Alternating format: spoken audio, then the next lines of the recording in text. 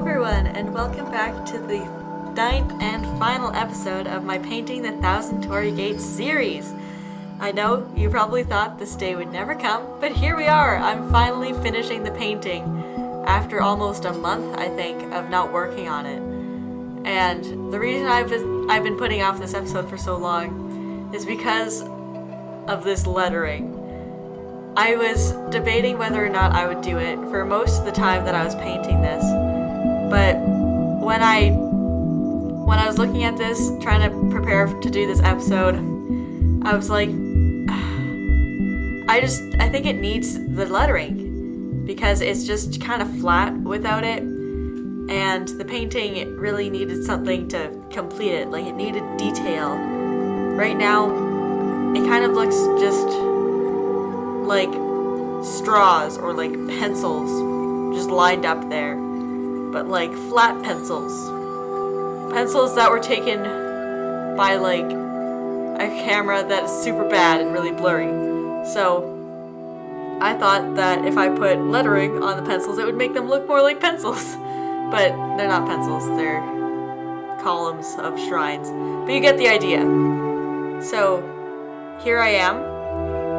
About a month ago, this is when I recorded this, putting all of this time and effort into doing each and every tiny little character on these columns. And I was trying to be super precise. I had like the smallest brush I have, dipped in pure black paint, and I was just holding my phone up to the canvas trying to get things to look right. But of course, I don't speak Japanese. I don't really read Japanese. I've tried, but I really have no idea what these say. And I didn't know how to go about making the shapes. I just kind of guessed. So a lot of them probably are completely wrong, and I apologize to anyone who might be watching this and reading this and seeing that, oh my gosh, that spells something really disgusting and mean. That is not what I intended. I was just trying to get the feel of the lettering on the columns. And after I did those 3 first columns, I decided I wasn't gonna do them as detailed. A, because I didn't want to, and those 3 columns took me over an hour. But B, because I thought that the columns that are further back in the picture, they don't have as much detail and they're not as pronounced as the ones in the foreground. So I started just kind of putting in shapes instead of lines, if that makes sense. So instead of doing precise, hard shapes, I would kind of just wiggle things in with the brush to make it look like it's a shape, but it isn't really. So here I am with, I think, an even smaller brush actually, going in with a little less black paint and doing more lettering. And I also decided that I would accent some of my black column bottoms with some pure black paint, just because they still looked like they were floating a little bit. And just by adding some really dark shadows, pure black shadows, it made them really get grounded in the painting, and it kind of pushed them forwards so that it looked like they were really attached to the rest of the column and that they were attached to the ground as well, which I really liked.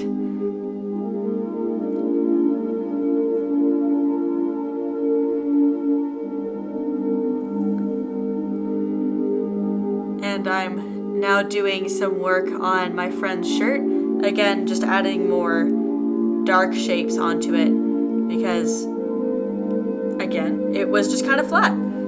And I hadn't realized this before, but her shirt, like, I hadn't really put the folds in. It was just flat, and so I put black kind of in different lines and shapes so that it looked like it was kind of fanning out behind her, like a cape almost. And I was really happy with that and how it turned out. And I'm also doing the same thing with dark shapes at the back. And definitely with the columns at the very, very back of the painting, I was just squiggly lining things. It wasn't even remotely close to being letters.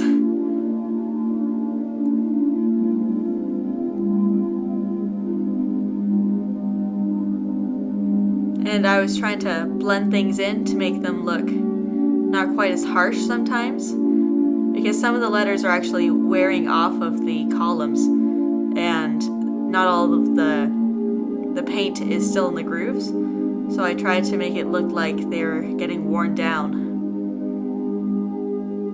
In my first run of doing the columns on the left there, I had actually mixed my own black so that I could try and vary how dark or light some of the shapes were. But in the end, I decided that mixing a different black for each and every different character was going to be so time-consuming and difficult, like on top of just trying to draw all the shapes.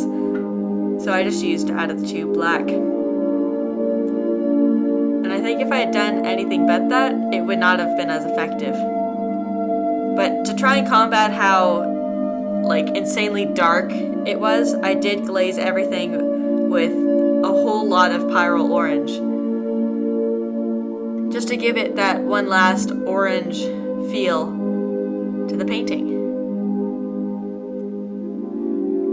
And here's how the painting started. From its humble green beginnings, it grew into the glorious vermilion gates.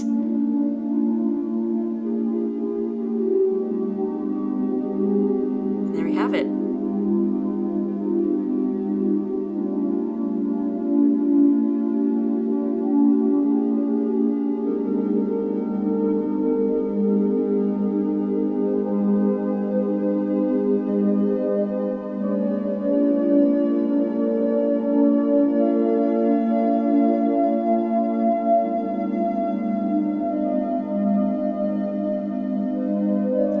Thank you so much for watching the whole series and sticking around to the end to see how it turned out. And if you enjoyed the series, please leave a like, comment, and subscribe to the channel. It really means a lot to me. And what do you think I should paint next? Tell me in the comments below.